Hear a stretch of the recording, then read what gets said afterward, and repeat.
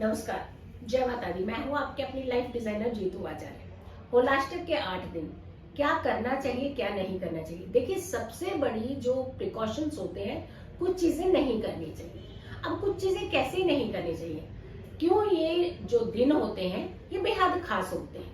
कहते हैं कि ये दिन जो होते हैं बड़े इंपॉर्टेंट डेज होते हैं। 8 दिन अष्टक यानी अष्टमी तिथि से शुरू होने वाला जो दिन होता है फागुन महीने का, और अष्टमी तिथि से लेकर के पूर्णिमा तक का ये समय जो होता है ये बहुत प्रिकॉशन लेने वाला समय होता है। बहुत खास होते हैं ये डेज। अब खास कैसे हुए? जब हम कह रहे हैं कि कुछ शुभ कार्य ही नहीं करने होते हैं, ना आप किसी रिचुअल को कर सकते हो, ना कोई शुभता के आप काम कर सकते हो, तो फिर खास कैसे हुए? खास ऐसे होते हैं कि अगर इन 8 दिनों में, इन 8 डेज के अंदर आप कुछ प्रिकॉशंस लेते हैं, जब आपको मालूम है कि ये कार्य करने से मुझे नुकसान हो सकता है या ये कार्य को करने से मुझे बड़ी प्रॉब्लम हो सकती है, तो डेफिनेटली आप उस काम को नहीं करते हैं। और जब नहीं करते हैं उस काम को, तो वही प्रिकॉशंस है और वही आपकी सेफ्टी होते हैं। अब ये 8 दिनों की बात कर रहे हैं, तो क्यों नहीं करने चाहिए आपको कोई भी शुभ कार्य, और कौन से ऐसे कार्य हैं जो बिल्कुल भी नहीं करने चाहिए? हाँ, एक्सेप्शनल्स आर एवरीवेयर, यानी कुछ ऐसे पर्टिकुलर कुछ डेज, कुछ चीजें, कुछ काम होते हैं जो हमें एनी हाउ करने ही पड़ते हैं। बट उसका क्या तरीका है? देन गो फॉर द मुहूर्त, यानी मुहूर्त को आप करो देख करके, पर्टिकुलर सहयोग लेकर के किसी विद्वान का, तो आप उन कार्यों को कर सकते हैं, लेकिन उसमें कुछ खास योग होने चाहिए। चलिए, अब ये आती है बात कि क्यों नहीं करने चाहिए। पहले ये बता देते हैं, मेरी दूसरी वीडियो भी मैंने बनाई हुई है, उसको जरूर देखिएगा। उसमें बताया हुआ कि पर्टिकुलर 8 दिनों में ग्रहों की भूमिका कैसी रहती है, उग्र रहती है। लेकिन किस दिन कौन सा ग्रह उग्र होता है, हमें कैसे कौन से कार्य करने से बचना चाहिए, आप उन वीडियो को मेरी जरूर देखिएगा। लेकिन अभी हम इस वीडियो में ये बताना चाह रहे हैं कि कौन से ऐसे कार्य हैं जो नहीं करने चाहिए। सबसे पहले नामकरण, यानी हम बच्चों का जब नामकरण करते हैं, जो कि 16 संस्कारों में एक संस्कार है, तो नामकरण, दूसरा मुंडन सेरेमनी, तीसरा गृह प्रवेश, यानी ऐसे बहुत सारी चीजें होती हैं जो शुभता वाली चीजें होती है जो हमें नहीं करनी है। और नामकरण नहीं करना चाहिए जब बच्चे का नाम रखना है। आपको जिस अक्षर से कहते हैं नाम रखते हैं, हम शुरुआत करते हैं। पहला अन्नप्राशन, यानी जो अन्न का सेवन बच्चे को करवाया जाता है, पहली बार उसके मुख को किसी अन्न को लगाया जाता है, जो कि पका हुआ अन्न हम कहते हैं, तो वो भी आपको इन 8 डेज, इन 8 दिनों के अंदर नहीं करना चाहिए। इसके अलावा आप ये कार्य कर सकते हैं। विवाह नहीं किया जाता, और वैसे भी विवाह जब गुरु अस्त होते हैं तब तो किया नहीं जाता, जबकि कहते हैं कि तारा डूब रहा होता है तब भी नहीं किया जाता, क्योंकि गुरु जो है वो विवाह के कारक माने जाते हैं और वो मुख्य प्लेनेट होता है विवाह का। तो अगर वो जुपिटर जो है वो अच्छी अवस्था में नहीं है, तो आप विवाह नहीं करते हैं। तो यानी बहुत सारी चीजें हैं जो नहीं करनी चाहिए इस पीरियड के अंदर, इस समय के अंदर। मकान की जो शुरुआत करते हैं बनाने की, यानी एक होता है कि बने बने को कंटिन्यूशन में जाना, यानी आप कोई चीज कर रहे हैं, रेनोवेट कर रहे हो, 2 दिन नहीं आया है कोई व्यक्ति, फिर आपने करा काम शुरू, तो वो आपने पहले काम शुरू कर रखा है, उसका कंटिन्यूशन जो है वो आप कर सकते हैं। किसी भी कार्य का कंटिन्यूशन जो होता है, जो आप पहले से करते हुए कार्य आ रहे हैं, उस कार्य को आप कंटिन्यू कर सकते हैं इसमें।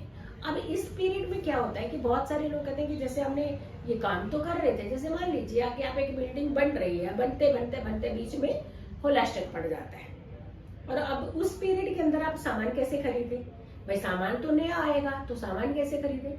वो काम आपका चला आ रहा है, क्रियामान होता जा रहा है, यानी उसे आप पहले से फॉलोअप करते हुए आए हैं। जो न्यू, जिसे आपने अभी शुरू नहीं किया है, जिस कार्य को आप शुरू करने वाले हैं, वो नए कार्य जो होते हैं वो नहीं करने चाहिए। इनफैक्ट मकान बनाना, मकान की नींव डालना, जैसे कोई आपने जमीन खरीदनी है, खरीदते हैं, लेकिन खरीदने के बाद आप उसकी रजिस्ट्री करवाते हैं, तो ये डेज इन कार्यों के लिए नहीं होते हैं।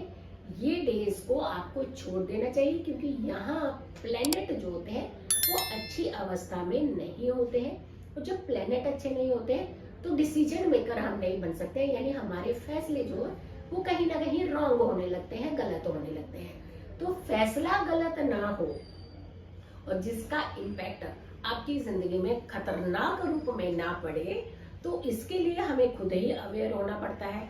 अवेयर होकर के अगर हम किसी भी कार्य को शुरू करते हैं तो हमें नुकसान नहीं होता है। अब बहुत सारे लोग होते हैं जो कहते हैं कि जॉब बदलनी चाहिए या नहीं बदलनी चाहिए। अब इसमें दो फैक्टर हैं।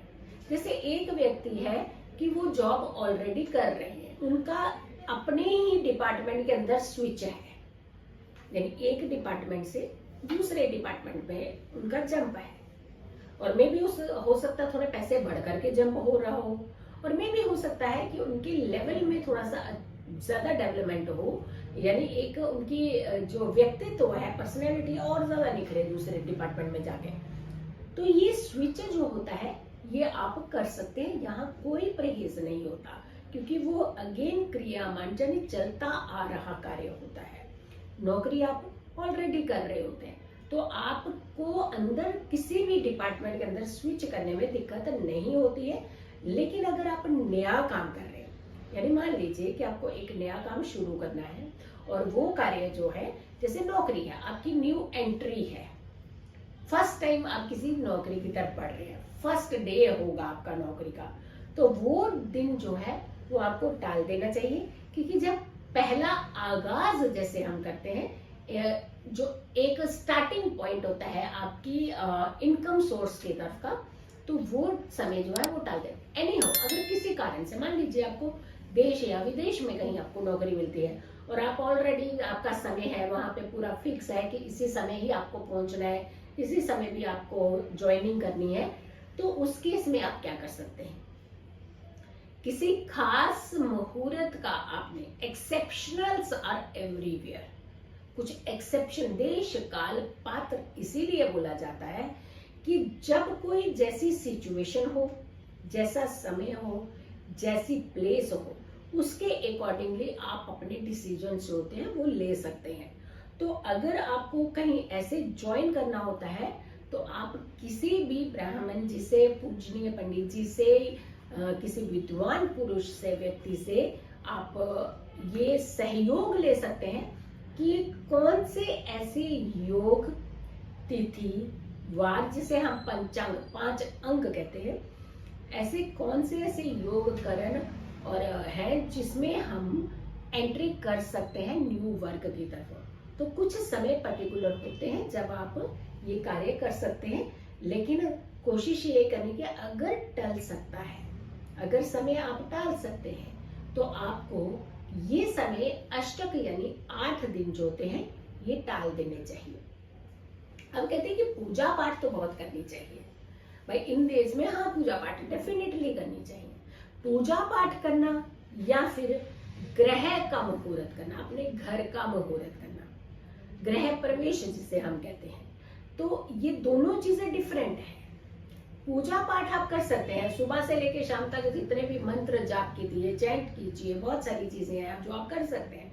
इसमें खास करके हम आपकी दूसरी वीडियो है जो उसमें भी आपने देखा होगा, या अगर नहीं देखा तो उस वीडियो को भी देखिएगा कि हमें इन 8 दिनों में किस तरीके की पूजा करनी चाहिए, हमें कौन से ऐसे भगवान की पूजा करनी चाहिए जो बेहद जरूरत है, जो हमें रिलैक्स करती है, जो हमें किसी भी, क्योंकि यहाँ एक तरफ जब प्लेनेट बहुत लो होते हैं तो एक नेगेटिव एनर्जी जो होती है वो हाइप पे होती है, यानी ये समय होता है जहाँ हर नेगेटिव चीजों का काट करने का समय होता है, यानी जैसे हीरे को हीरा काटना होता है, ये समय बड़ा ऐसा समय होता है जहाँ आप अपनी बहुत सारी नेगेटिव एनर्जी जो है वो थ्रो कर सकते हो बाहर की तरफ। तो ऐसे में ग्रह प्रवेश, घर के अंदर पूजा पाठ करना वैसे नॉर्मली कीजिए, लेकिन ग्रह प्रवेश कहते हैं इस समय नहीं करना चाहिए। नया बिजनेस नहीं खोलना चाहिए, नए कार्य नहीं करने चाहिए, नए वस्त्र नहीं खरीदने चाहिए, यानी बहुत सारी चीजें होती हैं जो आपको इस समय नहीं करनी चाहिए।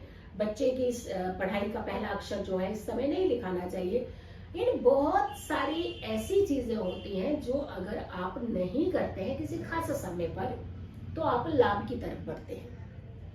या फिर किसी खास समय का चुनाव करके अगर आप कुछ चीजों को करते हैं तो आप हमेशा फायदे की तरफ बढ़ते ही जाते हैं। तो ये वीडियो आपने बहुत सारे लोगों तक जरूर पहुंचानी है कि होलाष्टक में आपको क्या चीजें बिल्कुल भी नहीं करनी है, किन चीजों से परहेज करना है, ताकि आप सुरक्षित भी रहे, आप खुश भी रहे और आप तरक्की की तरफ भी बढ़ पाए। अगर आप लोगों ने अभी तक मेरे चैनल को सब्सक्राइब नहीं किया तो जरूर कीजिएगा, वीडियो ज्यादा से ज्यादा लोगों तक जरूर शेयर कीजिएगा। मेरी आने वाली वीडियो का आप इंतजार करें, तब तक के लिए नमस्कार।